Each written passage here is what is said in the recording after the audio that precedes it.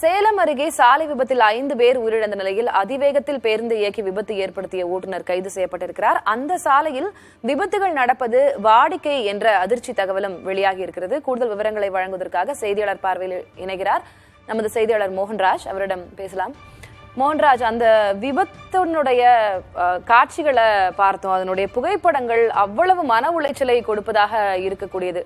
முதல்ல அந்த சாலையில அவ்வளவு விரைவாக அவ்வளவு வேகமாக வாகனத்தை இயக்குவதற்கு என்ன காரணம்? எதனால அந்த பஸ் டிரைவர் அவ்வளவு வேகமாக வந்தார்? அது ஒன்று. அதனை தாண்டி அந்த பகுதியில நிறைய விபத்துகள் நடப்பதாக சொல்லப்பட்டிருக்குது. ஏன், என்ன காரணம்? இதனை எப்படி தடுக்கலாம்?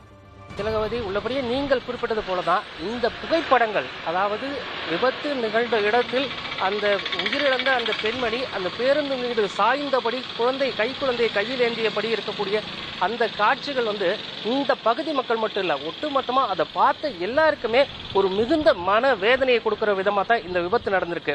நேற்று நடந்த இந்த விபத்துல சம்பவ இடத்துல 3 பேர் இறந்தாங்க.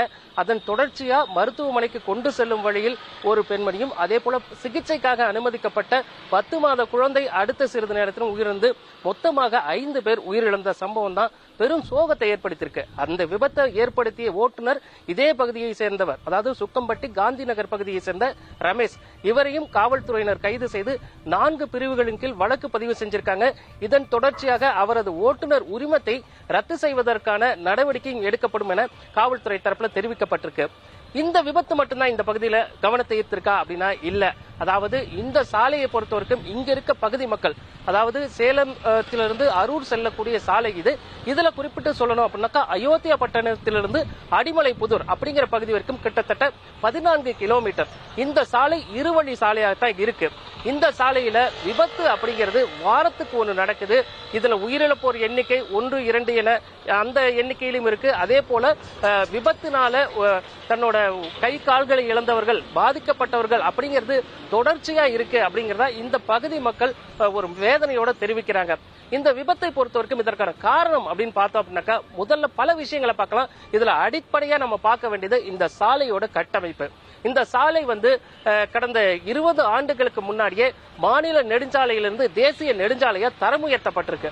ஆனா 20 ஆண்டுகளா தேசிய நெடுஞ்சாலைக்கு உண்டான எந்த விதமான மேம்பாட்டு பணிகளும் செய்யல அப்படிங்கறத குறிப்பிட வேண்டிய விஷயமா இருக்கு. இதுவரைக்குமே இருவழி சாலையா தான் இருக்கு. சாலையின் இருபுறமும் மரங்கள் இருக்கு. ஆனா வாகனங்களின் எண்ணிக்கை பார்த்தோம் அப்படின்னாக்கா நாளுக்கு நாள் பெருகிட்டே இருக்கு.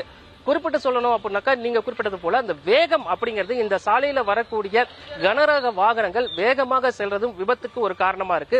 அதே போல இந்த சாலையில ஆங்காங்கே ஸ்பீட் பிரேக்கர்கள் இல்ல, வேகத்தடை அமைக்கப்படாததும் ஒரு காரணம் அப்படிங்கிறது இந்த பகுதி மக்கள் சொல்றாங்க.